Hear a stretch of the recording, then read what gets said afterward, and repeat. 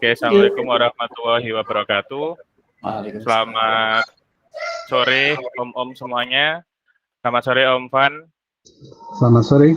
Waalaikumsalam warahmatullahi wabarakatuh. Matur suwun sudah berkenan hadir sesi sharing kali ini bareng sama stasiun event mingguan kita. Hari ini kebetulan stasiun Talks yang kedua. Temanya As Founder. Nah, As Founder, tanya ke founder ini kalau nanti Om Amar pasti Om Van pasti bilangnya saya bukan founder, pasti bilangnya gitu. Tapi nanti biar dijelaskan sama Om Van ya. Nanti moderatornya Mas Faris ya, nanti akan sharing-sharing terkait dengan ya mungkin teman-teman kalau mau ada tanya jawab langsung nanti kita open discuss aja. Kita diskusi santai istilahnya hari ini jagongan online gitu ya. Nah, kebetulan yang kita kepingin mengerucutkan tema nih, temanya adalah entering international market. Jadi kan Om Van ini kan startup-nya atau perusahaan teknologi yang dipegang Om Van sekarang kan multinasional kan bahkan internasional lah, karena banyak mengerjakan proyek di luar Indonesia. Jadi mungkin akan jadi pelajaran sangat berharga banget buat kita semuanya untuk bisa dengerin sharing session pada kali ini. Oke, sebelum kita mulai, seperti biasa kita buka dengan berdoa sesuai dan kepercayaan dan agama masing-masing. Berdoa dipersilahkan.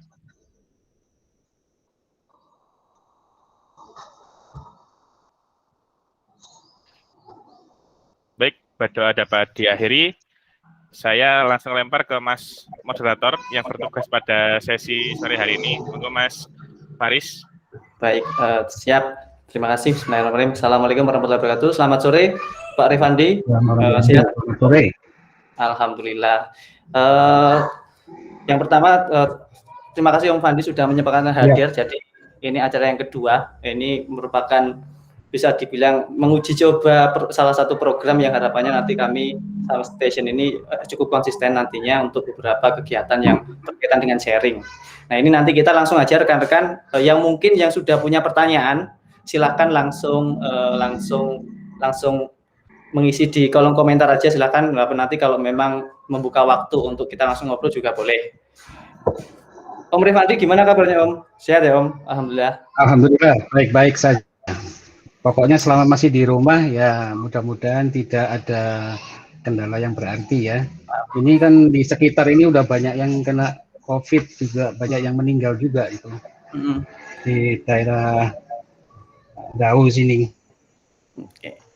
Oke Om, jadi apa mungkin sudah Om ya sudah cukup terbiasa ya tanda kutip karena mungkin sebelumnya cukup banyak proyek dari luar. Ketika pandemi ini datang, mungkin kultur remote working itu sudah sejak lama Om ya. Jadi ketika ada pandemi WFH ini mungkin sudah terbiasa Om ya.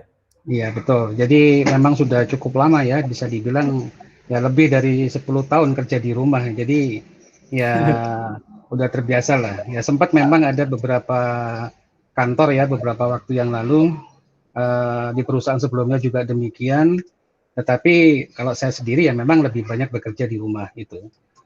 Nah sayangnya itu tadi karena pandemi ini akhirnya mau nggak mau semua karyawan itu kan dituntut untuk bekerja di rumah masing-masing demi keamanan lah ya. Ceritanya begitu. Oke, ya. Ini yang saya ingat betul ini. Saya dulu kenal Om Rifandi sekitar mungkin 2015. Beliau salah satu guru saya juga, banyak diwejangi ketika perusahaannya dulu di Montas ya Om ya, Montas dulu. Ya, setelah itu sekarang ada di Glovoria. Mungkin boleh diceritakan sedikit nggak Om? Apa bedanya Montas sama Glovoria saat ini? Wah, bedanya apa ya? Ya jauh ya. Kalau dulu di Montas kan saya sendiri yang memimpin ya. Nah kalau di Glovoria ini kita yang dipimpin. Jadi walaupun kita juga memimpin karyawan yang ada di bawah, tetapi poinnya adalah kalau saya belajar ya namanya pemimpin itu juga harus mau dipimpin. Cuman itu aja sih. Nah itu yang paling membedakan. Kalau dari sisi capital dan lain sebagainya ya jelas beda ya. Kalau kemarin-kemarin kan modal sendiri. Nah kalau di perusahaan yang sekarang kan ya tinggal minta aja itu. Oh.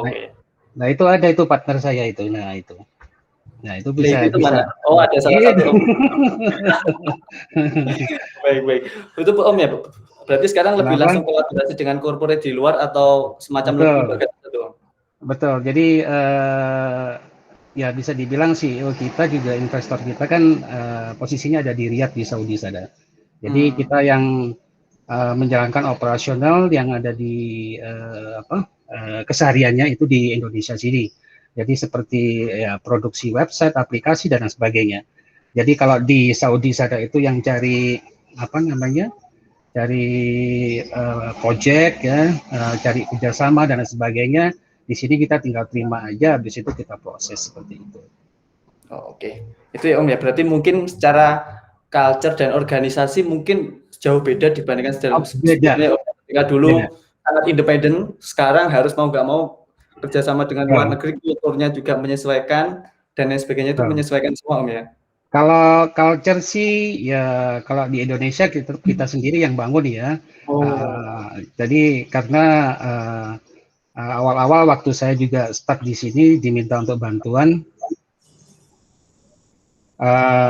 apa namanya, ya saya kerja sendirian gitu loh, saya bangun fondasinya dan sebagainya seperti itu. Sedangkan yang paling membedakan itu adalah bagaimana penerapan manajemen. Ya kalau di perusahaan sebelumnya ya karena saya single fighter, habis itu mau ngurusin semua hal itu sulit gitu loh. Sedangkan kalau di sini rekannya banyak, jadi kita kalau kita bilang direktur itu direkturnya sudah ada 6 ya, 7 termasuk CEO-nya. Jadi pekerjaan bisa dibagi-bagi sehingga masing-masing direktur bisa fokus untuk membuat SOP, membuat ya manajemen-manajemen yang lainnya lah biar semuanya berjalan dengan baik. Apalagi di era pandemi ini yang semuanya kerja remote, itu kan ya harus punya standarisasi gitu loh. Kalau kita cukup ya ini maaf ya, biasanya kalau perusahaan kerja jarak jauh tidak ada standarisasi, kita mengontrol atau monitor pekerjaan karyawan atau tim itu kan susah ya. Nah beda kalau kita punya standarisasi. Ya. Jadi ini yang kontrol gitu Om ya. Betul. Sebetulnya kunci dari sebuah pengelolaan bisnis ya, monitor dan controlling. Jadi monitoring dan controlling karena ini sangat penting sekali. Kalau kita lepas dari dua hal ini, ya tinggal itu indikator sih ya, tinggal kapan aja jatuhnya seperti itu. Makanya manajemen itu kalau buat saya itu fondasi yang sangat penting sekali biar bisnis itu bisa berjalan secara sustain seperti itu. Oke, terima kasih Om. Ini mungkin kita langsung masuk ke tema apa yang kali ini Om ya. Jadi mungkin awal tadi mungkin sebagai pengantar dulu rekan-rekan. Jadi nanti silakan yang punya pertanyaan langsung aja masuk. Ini mungkin sebelum masuk ke pertanyaan saya dulu nih. Nanti setelah saya mungkin ada Mas Fikar yang akan tanya. Ini Om pertanyaan pertama dari saya Om. Kan kalau yang saya lihat Om ya Om Revandi dulu ketika membuat montas, sekarang ada Glovory kan yang saya lihat memang fokus ke Om Revandi lebih ke project base alias memang sebagai agensi untuk merancang sesuatu. Nah ini mungkin kalau saya mohon dikoreksi. Nah kalau untuk konteks ini kan rekan-rekan di sini mungkin ada yang baru belajar juga mungkin ada yang sangat expert. Mungkin kalau untuk konteks orang atau pihak pertama yang akan membuat perusahaan berbasiskan jasa itu sebetulnya mereka tuh penting fokus dulu, spesialis dulu atau kita harus melihat kondisinya dulu apa nanti kalau memang di jalan baru ketemu jalannya baru kita fokus atau seperti apa Om? Kalau menurut Om Revandi? Ini dari sisi bisnis ya? Dari sisi bisnis betul. Ya, jadi ya strategi bisnis masing-masing perusahaan tentunya berbeda-beda. Begitu pula dengan capital gain-nya. Jadi jumlah modal yang dimiliki untuk menjalankan perusahaan itu pasti juga berbeda-beda. Dan tentunya kalau sudah seperti ini, ya bagaimana menemukan strategi dan melaksanakannya juga pasti berbeda-beda gitu loh. Kalau di Glovory, ya awal-awal memang kita ada namanya investment gitu loh. Jadi basis kita di agensi, kita juga cari project dari Saudi sana dan sebagainya. Tetapi seiring perjalanan waktu, kita ini sudah mulai pivot ke product base. Nah, jadi udah mulai pivot ke product base. Nah, strateginya kalau strategi dari CEO kami itu adalah mencari project sekaligus juga mencari produk. Jadi ini mungkin relevan dengan jalan bareng Om ya. relevan dengan pertanyaannya Himam Farid ini. Jadi kalau misalnya proyek nggak dibayar, ditawari hal-hal aneh, nah ini. Jadi ada kondisi seperti ini misalnya, proyek nih nilainya 1 miliar nih. Nah, tapi ternyata kemampuannya si klien ini cuma 500 juta misalnya seperti itu. Nah, sisanya itu di-convert ke equity atau saham. Jadi ceritanya seperti itu. Betul, betul. Jadi apakah jadi kalau dari sini bisa dilihat apakah kita tergantung apakah langsung masuk ke product base atau ke project base, ya tergantung pada situasi dan kondisi masing-masing perusahaan, terutama masalah capital gain-nya tadi. Kalau capital gain-nya sedikit, ya lebih baik saran saya main di project dulu deh. Tapi kalau bisa diatur bagaimana project dan produk ini bisa jalan bareng, ya itu lebih baik. Itu lebih baik. Apakah produk itu menjadi goal, Om? Atau memang itu sebagai mainan ya, itu goal-nya. Jadi dari awal pertama kali saya diajak untuk gabung, goal kita memang itu mengarah ke product base. Jadi tidak 100% tidak seterusnya itu cari project ya. Ya buat yang seumuran saya ya udah capek lah ngurusin project sebetulnya seperti itu. Nah, kita tantangannya di product base juga tentunya lebih baik dan lebih besar. Karena kita langsung berinteraksi dengan market ya. Nah, kalau project kan interaksinya dengan klien kan seperti itu.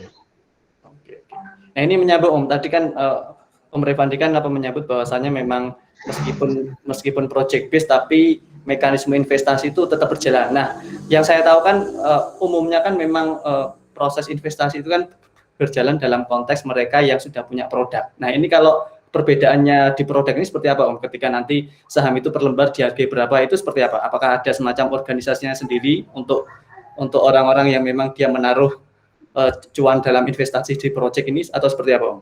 Kalau case-nya waktu awal-awal di GoFor itu bagaimana bisa dapatkan investasi gitu? Nah, intinya seperti itu. Oh, karena basisnya project base kan gitu. Project, iya betul. Ya, jadi ini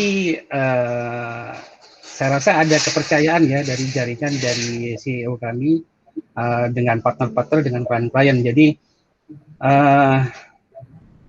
memang deal-nya di awal itu bukan 100% memang main di project base. Jadi kita tetap sudah mulai istilahnya itu mempersiapkan produk-produk apa yang dalam waktu 1, 2 tahun, 3 tahun ke depan itu akan dikerjakan.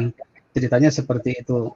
Nah, itulah mungkin yang menarik investor untuk join di GoFori ya, sehingga GoFori bisa mendapatkan pendanaan dari orang-orang di Saudi sana, ceritanya seperti itu. Walaupun sebetulnya saya yakin prosesnya ini sudah sangat panjang di belakang sana. Kalau detailnya saya kurang tahu. Karena untuk membangun sebuah kepercayaan, ya itu kan butuh proses yang cukup lama kan ya, kan seperti itu ceritanya. Jadi kalau ceritanya seberapa mudah sebuah perusahaan yang basisnya project base itu dapat investasi, memang jarang banget gitu loh, memang jarang banget. Betul. Tetapi semuanya itu pasti dihitung dari bisnis plan. Nah, ini yang menentukan juga sebetulnya. Jadi setiap perusahaan mau project base, mau product base, mau apalah bentuknya, pasti kan punya bisnis plan. Jadi kita bikin range dari 1 sampai 5 tahun nih. Apa saja yang dikerjakan, kemudian penjualannya berapa, semuanya dihitung masuk ke financial study, ya itu yang disetorkan ke investor. Habis itu investor bisa lihat, oh ternyata perusahaan ini punya kemampuan atau potensi untuk mendapatkan keuntungan dalam waktu sekian tahun seperti itu. Nah ini menyambung lagi Om, mohon maaf, kan tadi menarik ya ketika project base ini diinvestasi sama investor, dia harus menyerahkan bisnis plan dalam jangka waktu misal 1-5 tahun. Nah sedangkan kan kadang banyak Om juga yang agensi itu dia hanya bisa memproyeksi dalam 1 tahun ke depan dia hanya bisa mengerjakan apa aja. Nah kalau untuk jangka panjang itu strateginya seperti apa Om? Sedangkan kita juga nggak tahu nih 4-5 tahun ke depan ini seperti apa. Ya, nah itu semua juga kembali kepada nanti strategi begitu perusahaan itu sudah berjalan. Artinya begini, bisnis plan ini kan kita buat juga sebagai acuan tidak hanya untuk ke investor tapi juga untuk kita. Nah, yang nantinya ini akan di-convert jadi sales target, semestinya seperti itu. Jadi misalnya dalam 1 tahun, tahun pertama misalnya kita masukkan di bisnis plan, target kita katakanlah 10 miliar untuk pendapatan project. Nah ini kalau di departemen marketing semestinya ya masuk ke sales target kan seperti itu. Nah, tetapi yang membedakan Glovory di sini sebetulnya ya dikarenakan ada opportunity yang cukup bagus, yaitu kondisi Saudi Arabia. Jadi itu bisa jadi seperti Indonesia 10 tahun yang lalu. Jadi kalau saya menilai seperti itu. Nah, di mana Indonesia 10 tahun yang lalu, ya itu kan namanya startup itu masih apa ya, masih terdengar aneh ya, apa sih ini startup dan sebagainya. Nah, kalau di Indonesia sekarang sudah mulai lahir unicorn, dekakon dan sebagainya. Dan di Saudi ini baru mulai bermunculan startup-startup seperti itu. Nah, inilah yang menjadi market-market kita dia buat Glovory di sana. Jadi startup-startup itu ditawarin. Jadi artinya kita sebagai teknologi partner, kita yang mengembangkan produk mereka, mereka yang ngurusin dari sisi bisnis. Ceritanya seperti itu. Oke, ini lumayan itu banget ya.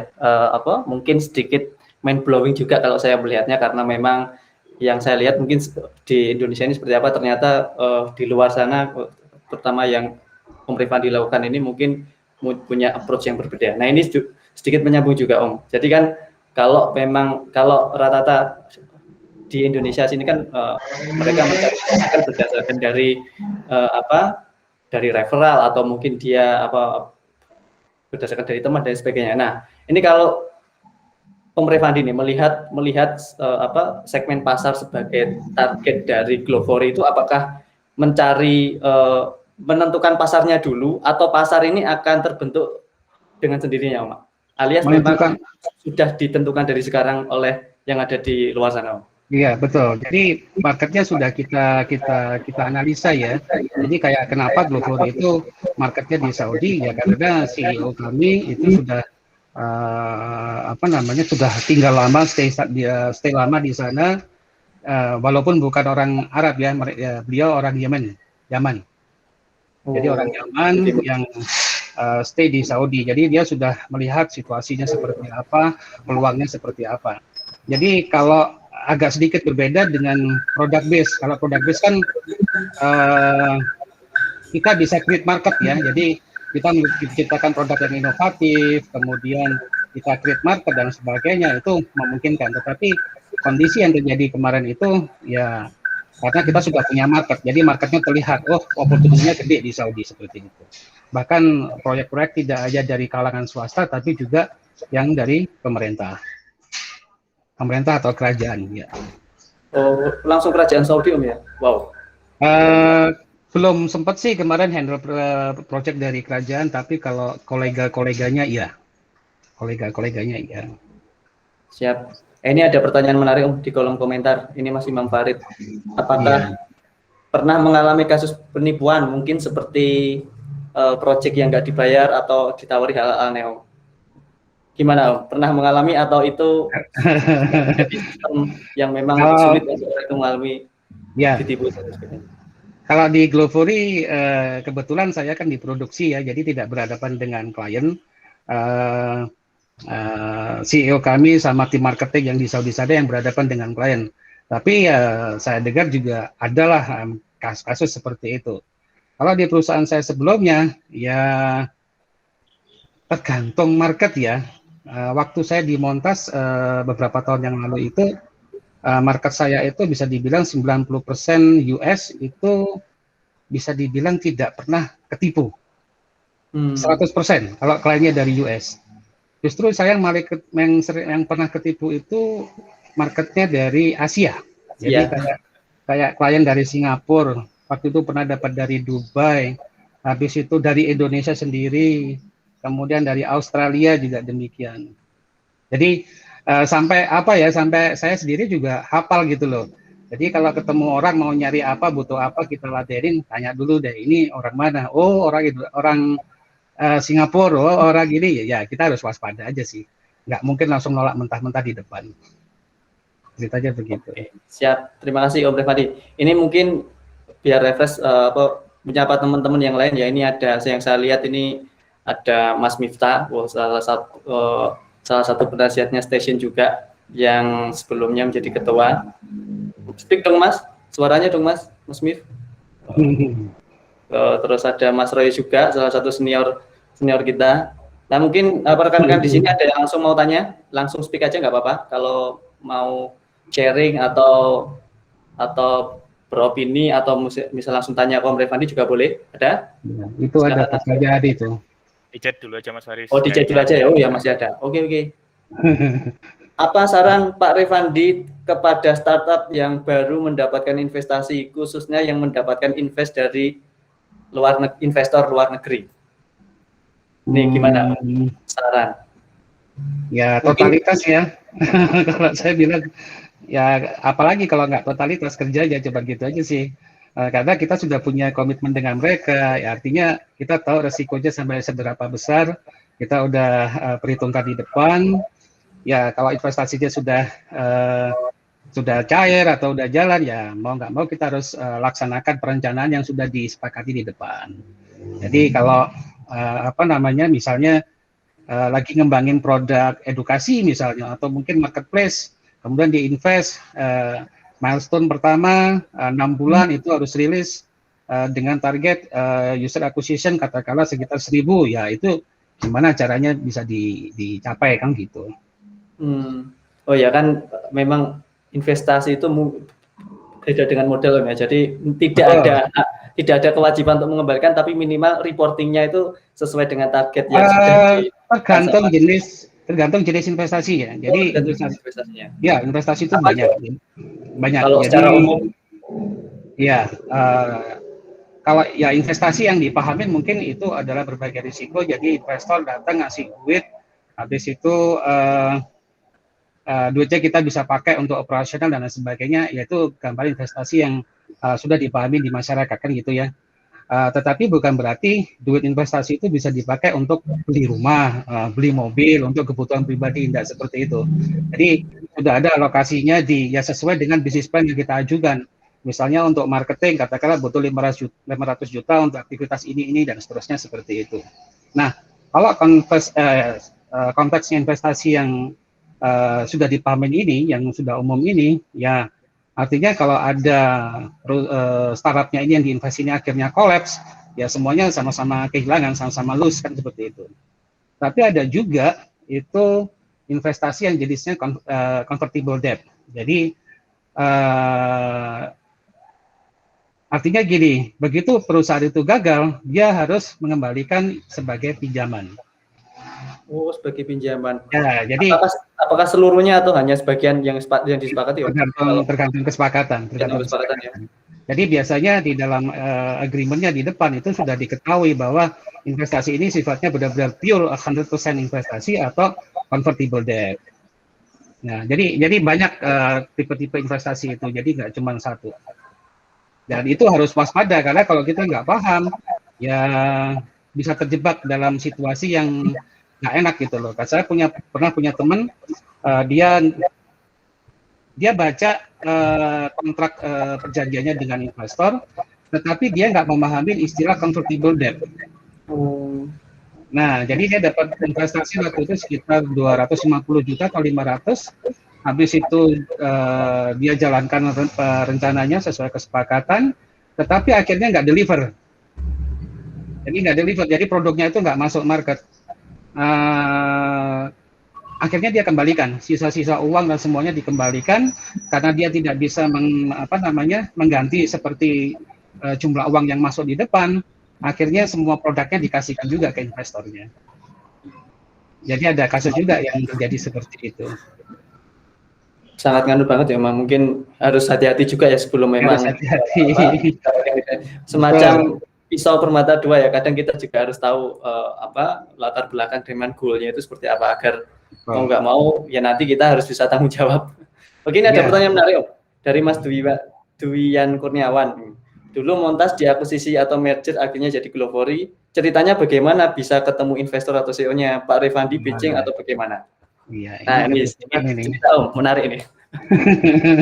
Jadi kalau Montas itu bukan diakuisisi atau merger jadi Glovory. Jadi buat saya Montas itu ya sudah chapter yang sudah saya tutup gitu loh. Itu bab yang sudah saya laluin ya. Di Glovory memang sesuatu yang baru. Memang sempat ada kesepakatan di awal waktu itu saya mau bangun lagi waktu itu. Ceritanya ketemunya begitu. Nah, saya pikir proyek-proyek dari sana mau diserahkan ke saya. Ternyata setelah pembahasan lebih lanjut, itu ternyata saya yang diminta untuk join ke Glovory.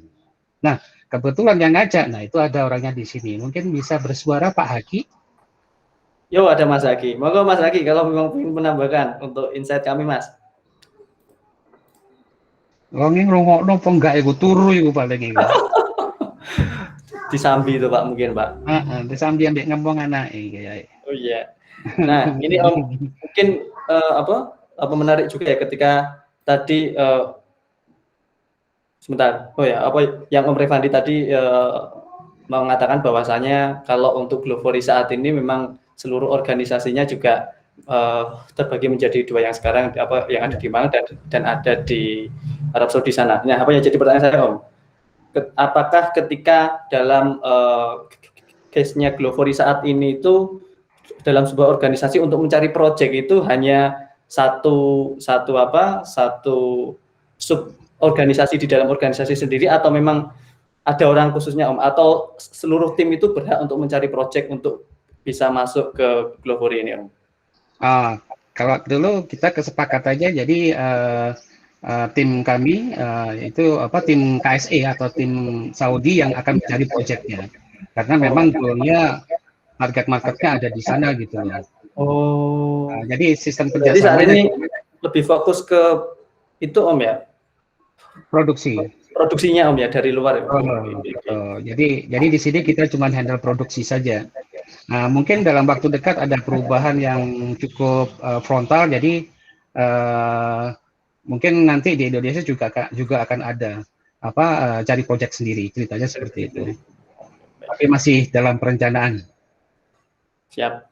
Nah, ini tadi sedikit melompat juga Om, ini mumpung belum ada pertanyaan saya baru ingat tadi kan banyak pertanyaan tentang investasi ya, maksudnya ketika ada startup yang dikasih pendanaan. Nah, untuk menurut M. Revandi kan umumnya kan apalagi kalau di Malang kan banyak agensi atau project base itu yang memang dia bootstrapping alias uangnya dikelola sendiri, dapat dari mana diolah sendiri juga. Nah, khusus untuk startup yang berbasiskan project base itu yang awal merintis itu baiknya itu fokus mencari investasi dulu, mencari investor atau fokus ke bootstrapping aja Om. Jadi misal dengan modal yang saya punya aja lah, misal yang paling oke seperti itu atau seperti apa Om?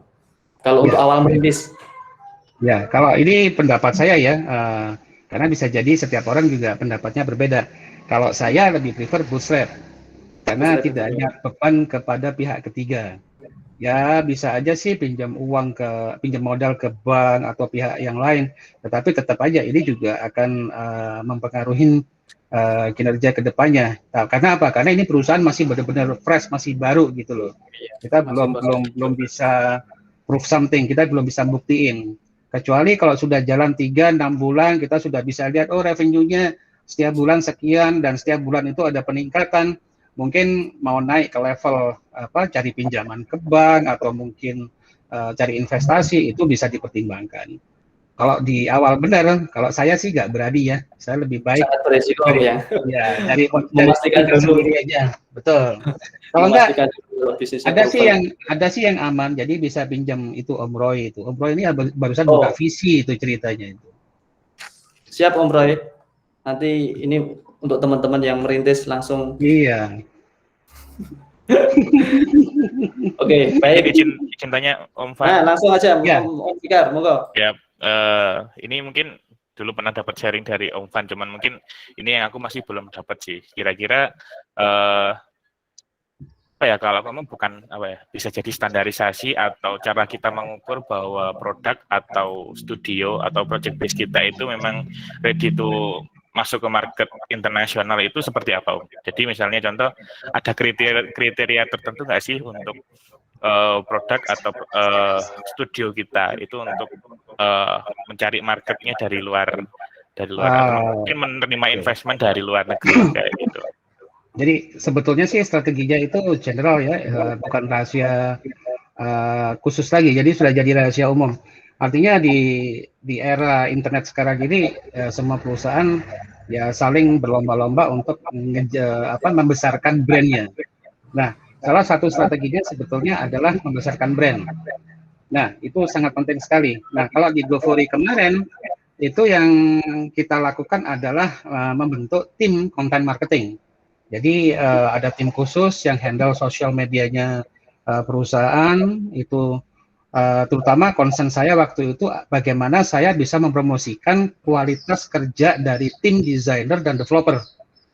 Nah, itu mungkin bisa dicek di Behance, itu GoFori Design ya. Habis itu Dribble, kemudian di Medium itu ada Medium, GoFori Design, ada Medium, GoFori Tech, dan seterusnya. Jadi kita benar-benar aktifkan semua sosial media untuk channelnya masuk. Betul. Jadi salah satu metodenya seperti itu, dan walaupun itu sifatnya pasif, karena kan content marketing kita cuman apa ya, ibaratnya show off aja, pamer kita, karena basisnya itu di jasa, kita nggak kalau ada permintaan itu masih butuh proses yang sangat panjang, jadi kita di situ pasif gitu loh. Tapi bukan berarti tidak ada permintaan, ya sempat ada permintaan, cuman ya skalanya sayangnya masih belum masuk apa ya, target dari perusahaan. Itu salah satunya. Kemudian yang berikutnya adalah ya ini juga udah jadi rahasia umum, itu adalah membesar jaringan atau network. Nah, ini sangat penting sekali. Nah, kalau ini sayangnya kita di Indonesia nggak handle. Nah, ini CEO kami langsung yang di sana itu yang ya bisa dibilang kerjanya tiap hari networking ya. Nongkrong sana, nongkrong sini, cari teman baru, ya cari partner. Nah, seperti itu dah. Saya rasa kalau dari saya itu dua hal itu sangat penting sekali untuk masuk ke dunia internasional. Di samping mempersiapkan sumber daya manusianya ini agar bisa mendeliver pekerjaan sesuai kualitas yang diharapkan. Nah, artinya begini, kita udah rame-rame promo nih di sosial media, ternyata kualitasnya begitu dicoba di project ecek-ecek. Nah, itu kan nggak sesuai kan ya. Akhirnya untuk dapetin repeat order ya susah.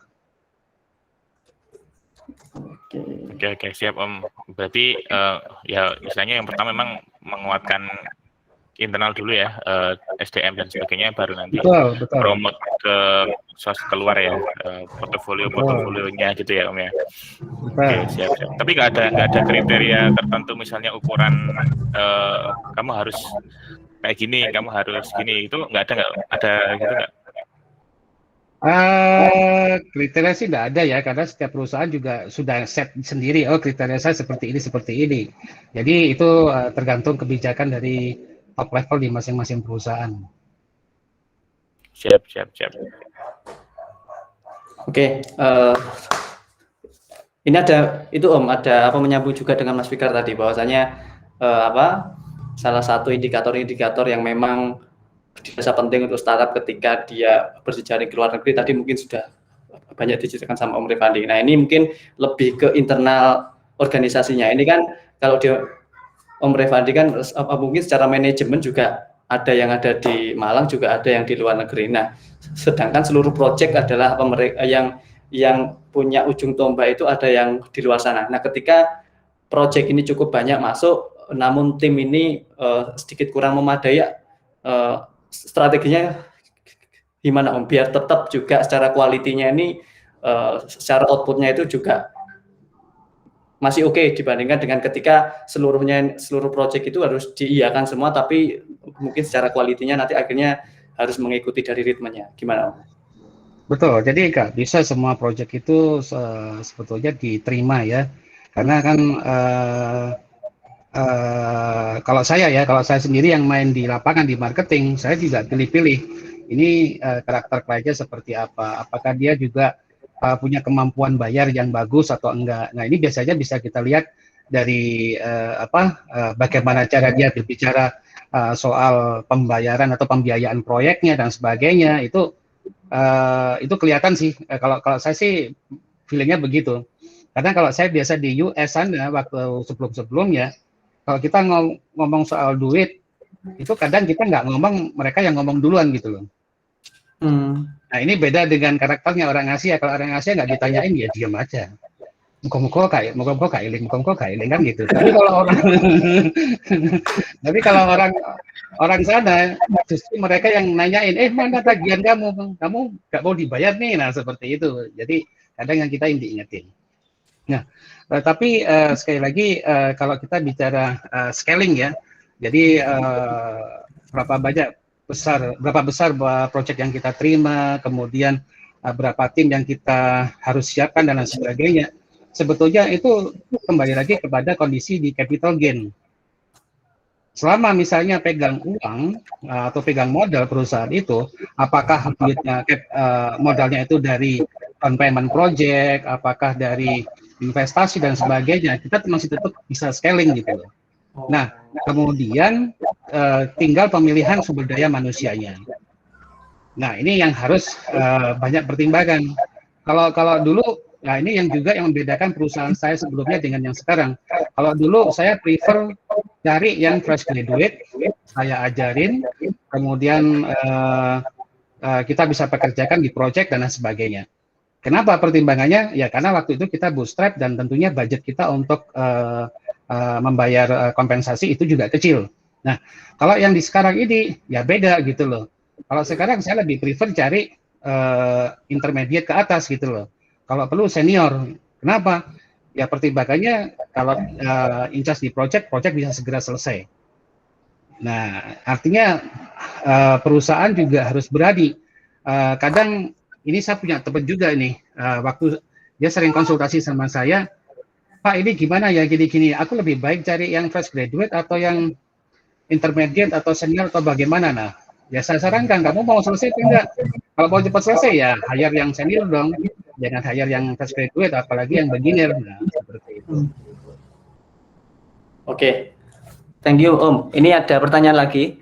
Ya. Sebentar. Oh ini nambahin dikit. Paling ini dari Mas Roy tentang apa? Yang tadi tentang orang coba pelajari cara kerja orang luar, apa yang ada di nom di sana. Om Roy boleh speak dong? Boleh ditambahin Om? Nah, ya itu. Ya, mungkin boleh dielaborasi sedikit Om Roy. Yang dimaksud dengan nom itu apa? Ya itu. Enggak, maksudnya kalau yang jadi dulu ya yang bedain yang aku tahu ya waktu ceritanya Montas, apa yang bedain Montas sama perusahaan jasa yang lainnya yang ada di Indonesia waktu itu adalah cara kerjanya.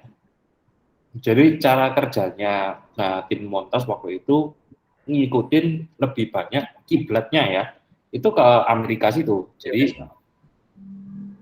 cara kerjanya agak beda dengan orang Asia. Contohnya yang kayak tadi Bos Revandi ngomong kan, kalau soal harga ya, bedanya yang mencolok dari yang Amerika sama Asia. Mereka ngajuin project, kita kan ngajuin harga. Kita ngomong sekian. Nah, kalau orang Amerika, oke, ini agak berat, aku akan tawar sekian, ya kan? Terus kita lihat, cara tektokan harganya kayak gitu. Kalau mamanya yang orang yang Asia ngelihat harga yang kita ajukan loh, ya kerjaan kayak gini aja kok gitu. Nah, itu bedanya. Terus itu yang kelihatan dari sisi marketing ya. Kalau cara kerja,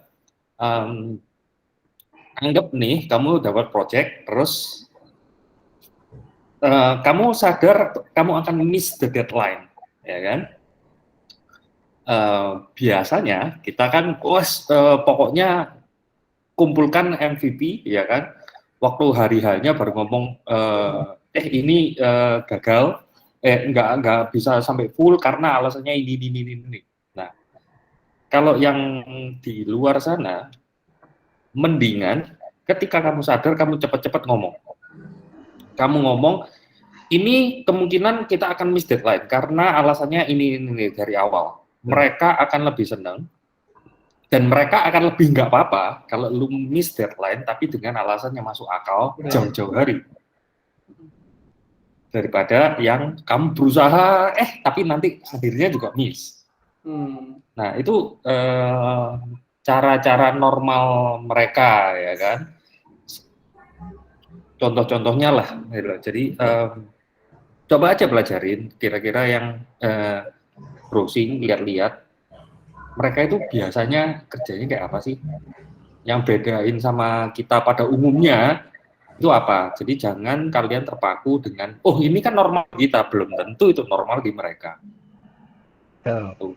Ya. Oke, siap. Thank you Om Roy. Jadi ya mungkin tiap belahan dunia itu punya culture atau strategi komunikasi sendiri-sendiri untuk membangun dalam sebuah organisasi agar lebih lancar gitu ya, mungkin kita seperti itu. Nah, ini ada pertanyaan menarik Om dari Mas Duyan Kurniawan juga nyambung. Glovory sekarang total timnya berapa Pak? Lalu tantangan terbesar ketika mau scale up dan handle tim besar apa?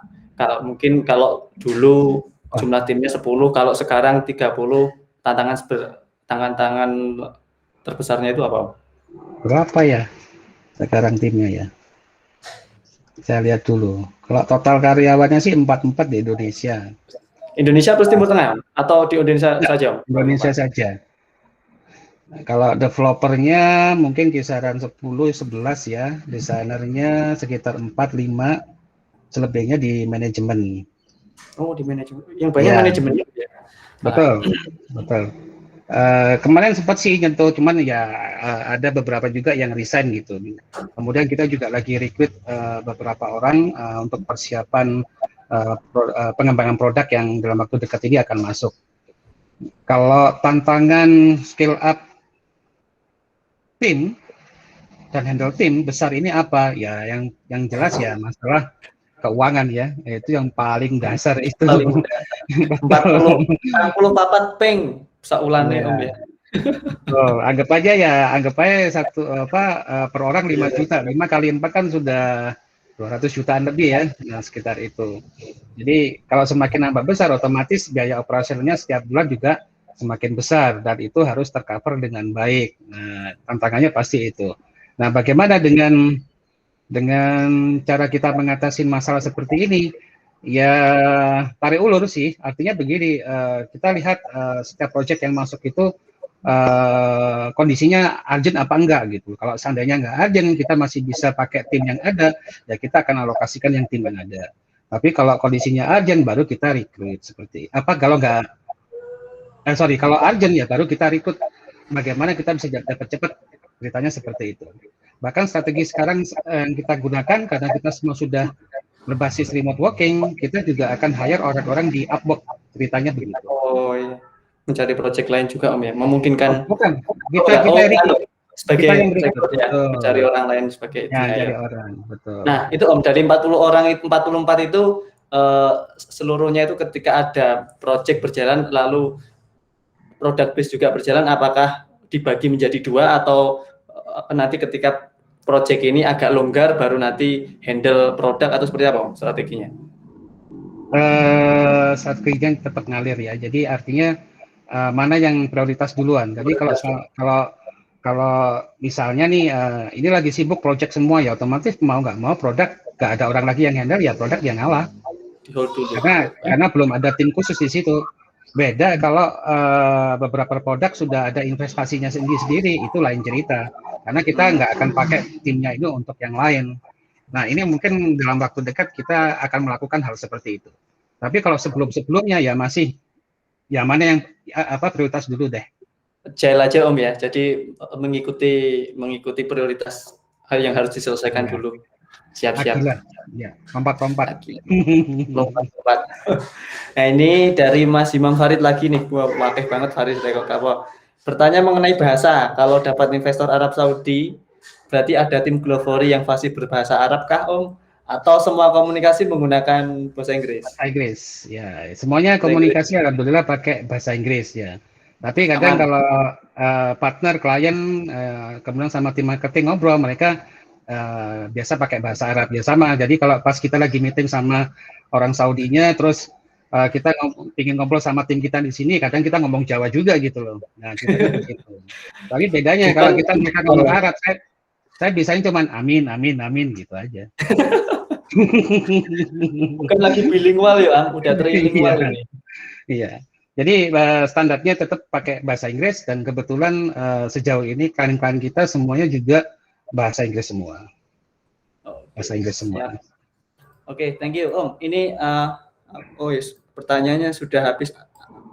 Atau langsung aja ada yang mau tanya lagi, Mas Fikar? Mungkin ada pertanyaan lagi, Mas? Saya ada, tapi mungkin ada ini sih. Oke, ditahan dulu. Mungkin kita menyapa teman-teman yang lain. Aku ingin menyapa Mas Miftah dulu. Mas Miftah, open mic dong, open kamera loh. Baik, Pak D. Sambil ngomong itu paling. Sambil ngomong, oke. Ayo, yang lainnya rekan-rekan, kalau ada yang mau ditanyakan secara langsung juga nggak apa-apa. Ngomong Pak, ngomong. Nah, monggo, Mas Mif, ngono lho. Sambil ngomong Pak. Sambil ngomong. Kan betul kan, sambil ngomong kok dia. Ya, junior baru. Monggo, masih nyimak dulu, menarik. Oh, masih menyimak dulu. Oke. Oke, agree dah, totally agree.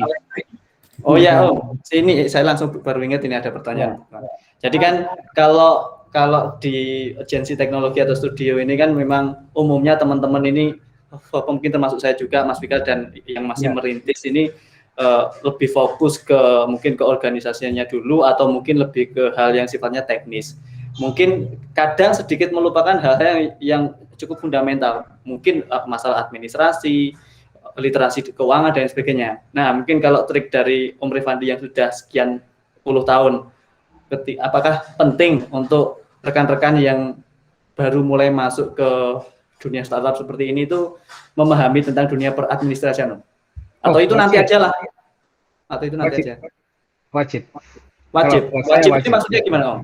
Ya wajib, harus pemahamin. Kenapa? Karena sekali lagi kan tadi saya bilang di awal-awal, manajemen kalau buat saya itu fondasi bagaimana perusahaan itu bisa scaling dan sustain kan gitu. Karena artinya begini, ini contoh aja sih kalau kita ngomong di kalangan developer atau desainer, aku desainku jago loh gitu. Atau mungkin aku ini dewa coding dan sebagainya.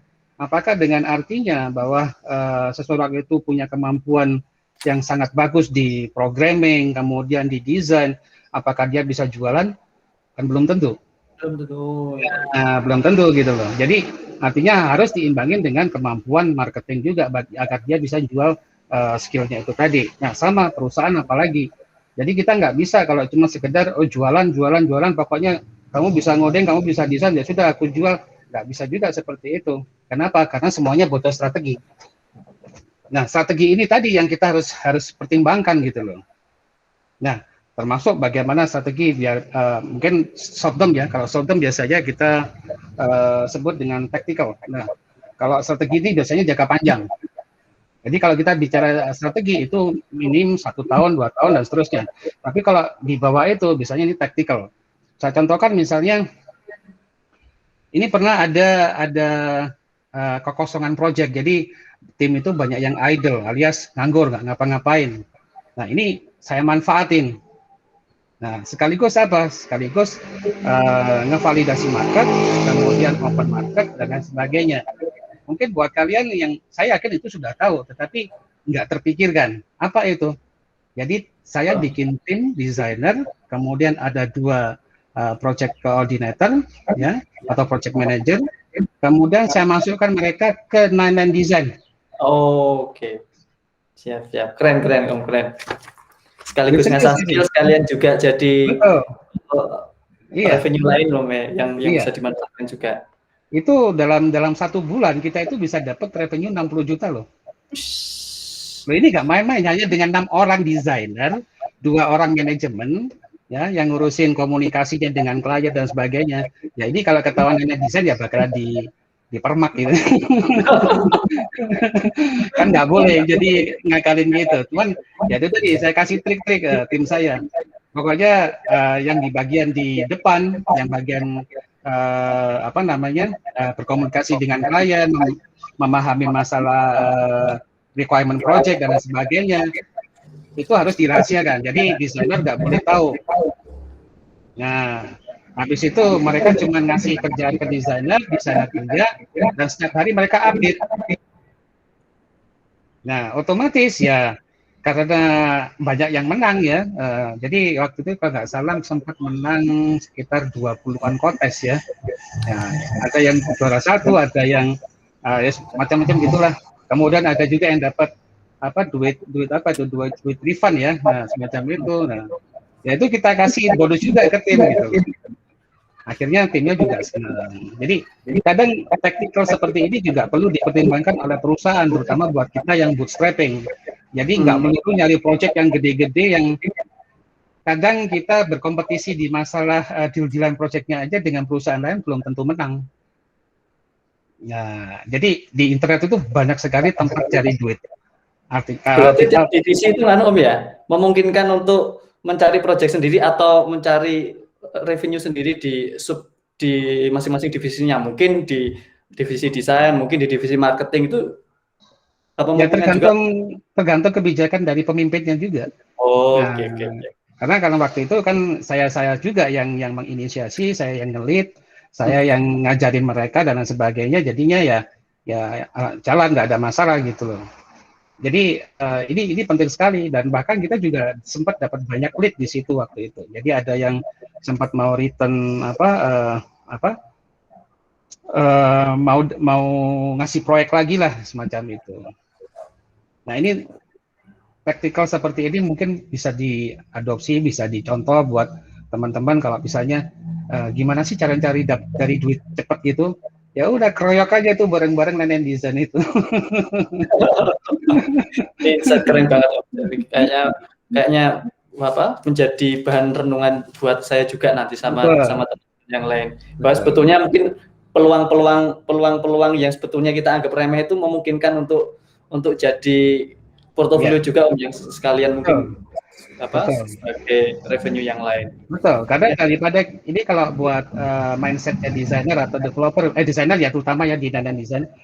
Jadi kadang kan bikin portfolio itu kan redesign aplikasi Gojek, redesign aplikasi Tokped dan sebagainya. Buat saya sih less value Om ya. Iya, jadi ya semacam wasting time gitu loh. Karena sebetulnya itu masih banyak sekali di luar sana yang bisa kita lakukan untuk mendapatkan portfolio yang lebih baik gitu. Yang real juga Om ya, dan langsung mendapatkan juga akhirnya. Setuju. Saya contohkan misalnya mungkin ada yang belum pernah tahu tentang pro bono. Pro bono itu kan kerja gratis ya. Ya mungkin bisa nawarin ke perusahaan-perusahaan yayasan. Sini aku desainkan nih, ya gratis sudah. Nah, tetapi kan ini jadi portfolio kita gitu loh. Iya. Justru punya nilai yang sangat besar gitu loh. Kita bantu yayasan, kemudian kita buatkan websitenya dan sebagainya. Si yayasannya cerita ke teman-temannya dan sebagainya. Nah, ini contoh gitu. Jadi amal yang tak pernah putus ya. Bukan hanya amal gitu loh, tetapi ini juga strategi marketing untuk jangka panjang benar. Itu poinnya ada di sana. Contohnya waktu saya terapin itu, kita itu dalam 1 bulan bisa create sampai 40-50 portfolio. Hanya dengan 6 orang aja. Yang di 99 tadi Om ya? Iya. Wow. Rata-rata website sama mobile app. Ini menarik sih Om. Yang soalnya di dunia perdesainan sekarang, yang terutama di komunitas itu ada 2 gap ya. Yang pertama dia itu yang memang senang membuat portofolio berbasiskan case study dengan Tokopedia atau mungkin dengan brand-brand besar tapi mungkin jarang kepakai tapi mungkin secara namanya besar, atau dia yang membuat portofolio yang real dan ada duitnya dan memang langsung bisa digunakan. Ini saya rasa menjadi salah satu strategi menarik ya. Oke, kita ada waktu kurang lebih 6 menit lagi. Karena Om Revandi sudah mewanti-wanti nanti hanya 1 jam, nanti kita ulangnya sampai jam 3, nanti kita ngobrol aja sebagai opsional kalau memang memungkinkan nanti Om Revandi masih ada waktu. Monggo rekan-rekan, bila ada wong suwibuk katanya Mas Bro. Monggo rekan-rekan, ada yang langsung tanya? Langsung speak aja. Mas Fikar, pertanyaan terakhir pamungkasnya tadi yang rencana dikeluarkan atau mau sekarang? Soal lali saja nih, cuman ingat. Mas Miftah? Mau sekarang apa mau nanti? Mas Miftah? Lagi ngomong. Ini ada teman-teman banyak kayak Mas Arya, ada Mas. Iya Mas Arya, monggo Mas Arya. Ada Mbak Ayu. Todong aja itu Mas. Ada Mas Agung loh. Mas Agung. Mbak Ayu, Mas Arya, Nyambi, Mas Aji, Mas Aja Ponei. Nah Mas Arya, siap podcast loh Mas Arya. Langsung suaranya pasti empuk iki. Enak efek keplok-keplok Mas. Halo Mas Revandi.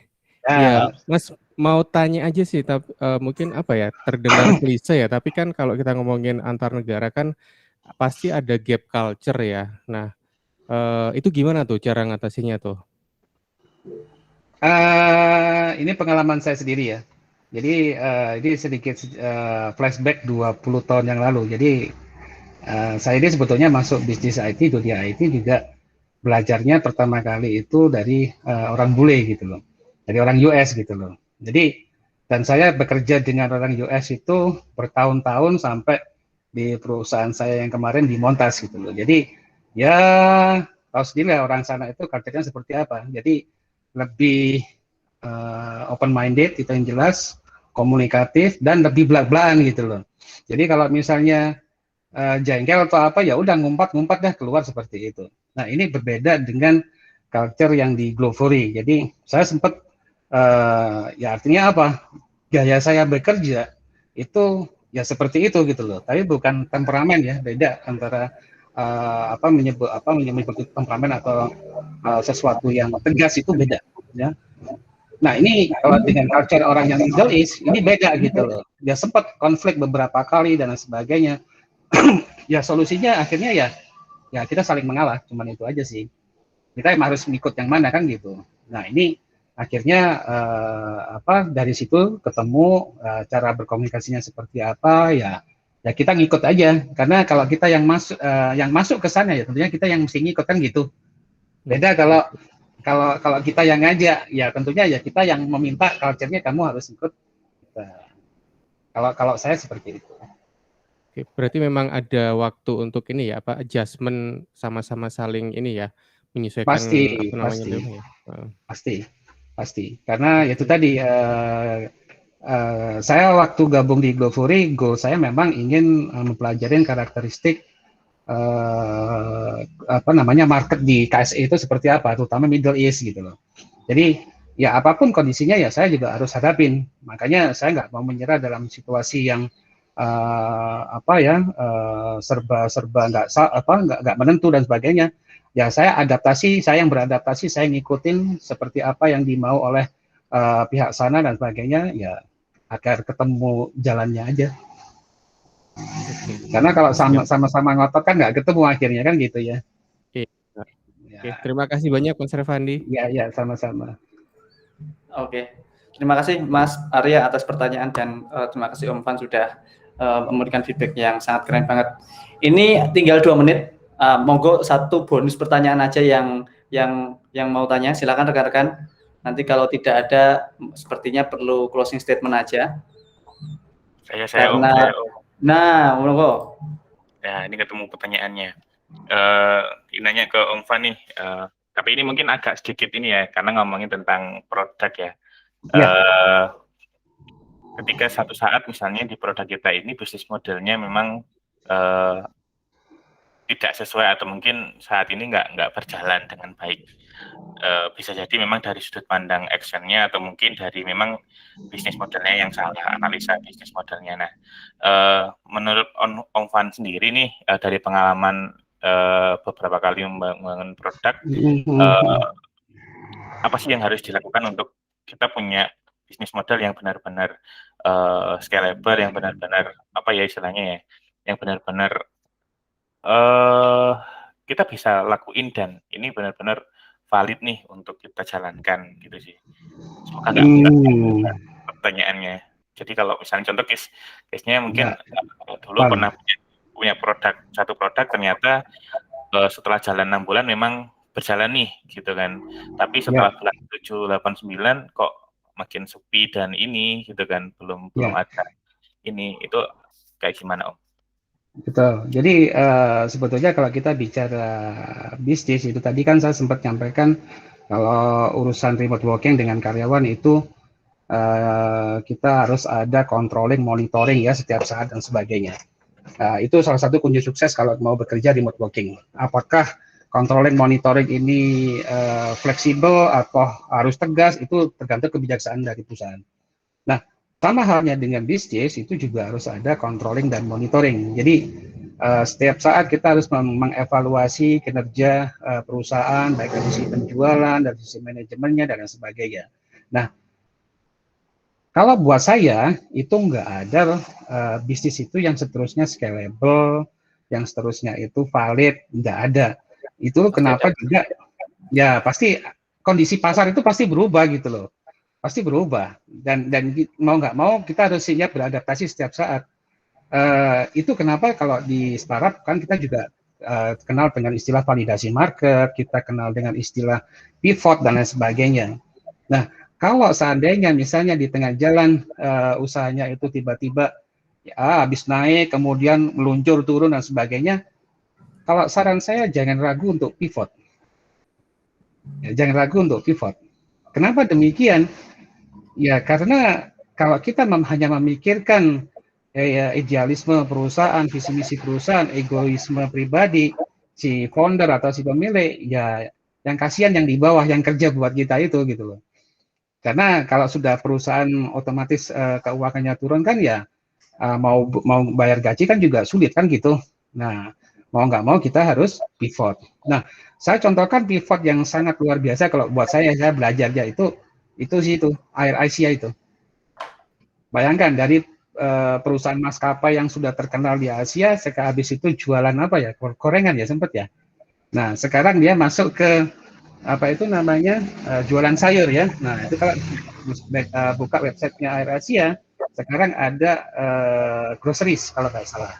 Nah jadi nggak ada masalah gitu loh. Ya bisnis, semuanya harus tetap jalan. Apalagi di situasi pandemi kita nggak bisa idealisme. Waduh, ini produkku sudah tak bangun bertahun-tahun dan ini produk paling keren. Tetapi sayangnya sekarang tidak ada permintaan. Pokoknya wis sampai mati tak belarin, ya nggak bisa begitu gitu loh. Kalau kerja sendiri ya nggak masalah silahkan. Tapi kalau kerja dengan orang lain, apalagi punya karyawan, ya mau nggak mau itu menjadi pertimbangan kita untuk ya bagaimana untuk pivot itu yang pertama. Yang kedua alternatif lain seandainya terus dijalankan, ya mau nggak mau harus ada pengurangan aktivitas kerja. Misalnya, yang kemarin tuh ada 10 unit bisnis, mungkin dikurangin jadi separuh. Itu contoh saja. Menjawab Mas Fikar? Oke, sangat menjawab ya sekali. Tapi kadang ini sih Om, lanjut. Ya, mungkin izin offset beberapa menit Om. Nggak apa-apa. Pivot tadi kan menangkap. Meetingnya tadi sudah kok. Siap. Saya dulukan. Siap. Yeah. Oke, ini sih nangkapnya tadi terkait dengan pivoting. Pivoting ini lebih baik memang mengganti bisnis utama atau kita menambah unit bisnis yang baru, misalnya Om. Nah, ini jawabannya juga tergantung capital gain. Nah, kalau artinya sambil tetap mempertahankan usaha yang lama sambil buka yang baru masih mampu ya nggak ada masalah. Tapi kalau enggak ya mungkin harus pilih salah satu. Karena ya gimana tetap ngomong bisnis itu ngomong capital gain ya. Jadi kemampuan modalnya seberapa besar. Seandainya bisa dibagi dua ya kita jalankan dua-duanya. Kalau nggak bisa ya harus pilih salah satu. Siap. Itu aja sih. Oke. Ini menarik ya yang tadi yang ditanyakan Mas Fikar terus direspon sama Om Revandi. Saya lihat ini akhirnya saya menemukan sebetulnya yang disampaikan Om Revandi tadi ada tiga poin utama. Yang pertama product life cycle, terus yang kedua tadi terkait dengan agile ya. Jadi artinya mau nggak mau kita harus responsif terhadap perubahan Om ya. Entah itu apa yang terjadi. Daripada mengikuti plan yang sangat straight banget, tapi kita harus benar-benar harus siap dengan responding dengan segala perubahan yang ada. Terus tadi mungkin masalah pivot lebih ke itu Om ya. Berarti nanti suatu produk atau suatu apapun itu pasti ada masanya. Kalau di product life cycle kan dia pertama early adopter, terus ada grow, terus ada maturity. Nah, ketika sudah masuk ke sana, pilihannya kan antara pivot atau mau dinaikin lagi kan. Kadang agak sulit ya. Terus yang terakhir tadi lebih terkait dengan apapun itu tergantung dengan capital gain-nya, alias ya kalau memang ada satu kebijakan atau suatu polisi yang itu menjadikan suatu tolak ukur untuk kita nanti jalan atau enggak, mau lanjut atau enggak, itu menjadi pertimbangan penting. Oke, siap. Ini kita sudah lebih dari 5 menit dari yang sudah direncanakan dengan Om Revandi karena memang beliau pasti sibuk ada kegiatan yang lain. Yang jelas hari ini sepertinya sangat menarik betul ketika memang ternyata untuk masuk ke market yang lebih luas secara global tadi banyak indikator, mungkin banyak hal yang memang harus dilewati dan memang sangat kontekstual sekali tergantung dengan kondisi yang memang dihadapi dengan masing-masing stakeholder, baik itu dari perusahaannya atau baik dari partnernya. Nah, Om Revandi, mungkin ada closing statement Om terkait dengan tema kali ini. Monggo, mungkin beberapa kalimat, 5 boleh, silakan. Nambah waktu. Ya mungkin pesan aja buat teman-teman, artinya dalam situasi pandemi ini jangan pantang menyerah dalam membuat usaha-usaha baru, ya. Tantangannya harus lebih inovatif, lebih kreatif, ya. Kenapa? Karena ya situasi seperti sekarang ini nggak bisa kita pakai cara yang kemarin-kemarin waktu kondisi masih normal, itu yang pertama. Yang kedua, jangan takut untuk berbisnis di bidang apapun. Artinya di era pandemi sekarang ini apapun sekarang dibutuhin gitu loh. Yang kemarin-kemarin jualan makanan atau mungkin gorengan lesu, sekarang ya faktanya semakin naik gitu loh ya. Ini kebetulan saya punya adik juga barusan buka warung, jadi ya alhamdulillah jualan di Grab aja di samping jadi guru itu penghasilannya lumayan gitu loh. Bahkan sudah melebihi gaji dia sebagai guru setiap bulan. Nah ini bisa untuk dijadikan motivasi. Kira-kira itu aja sih pesan dari saya. Oke, terima kasih Om Revandi. Ini kalau dari saya biasanya ada satu akronim itu yang saya ingat betul ketika Om Revandi itu memberikan wejangannya, mungkin belum disampaikan beliau. Jadi tahun berapa ya, saya ingat betul Om Revandi itu menjelaskan bahwa dalam sebuah perjalanan orang menjadi profesional itu ada empat poin penting. Mungkin Om Revandi ingat EXA ya. Experience, skill, itu saya rasa menjadi kunci betul buat teman-teman semuanya. Mungkin sebagai reminder saya sendiri pribadi dan mungkin teman-teman yang lain, bahwasanya memang experience itu dibangun berdasarkan dari knowledge juga. Harapannya dalam membangun bisnis kita harus tahu betul insight apa yang harus kita coba jadikan konten.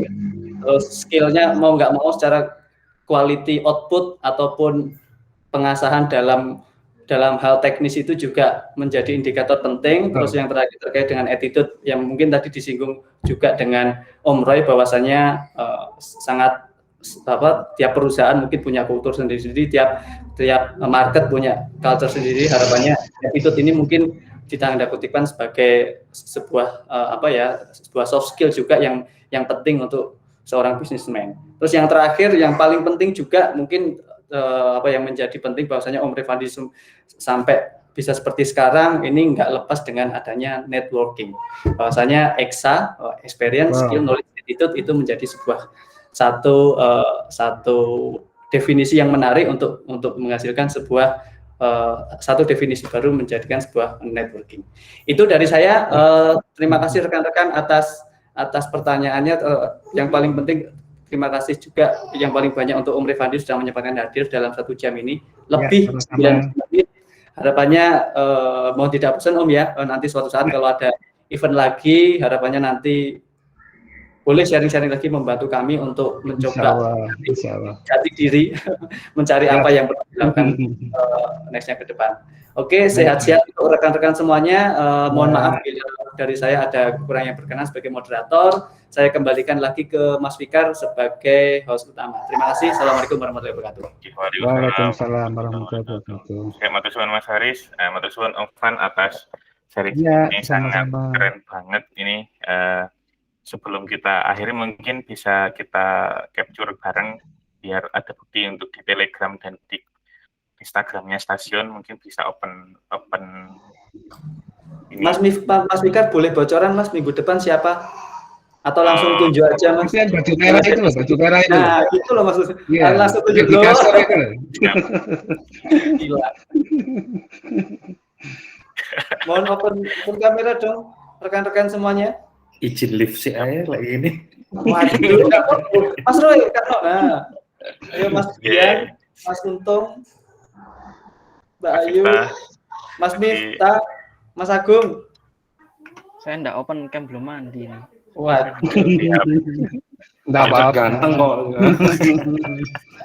Tak capture ya. Om Prio juga ada itu.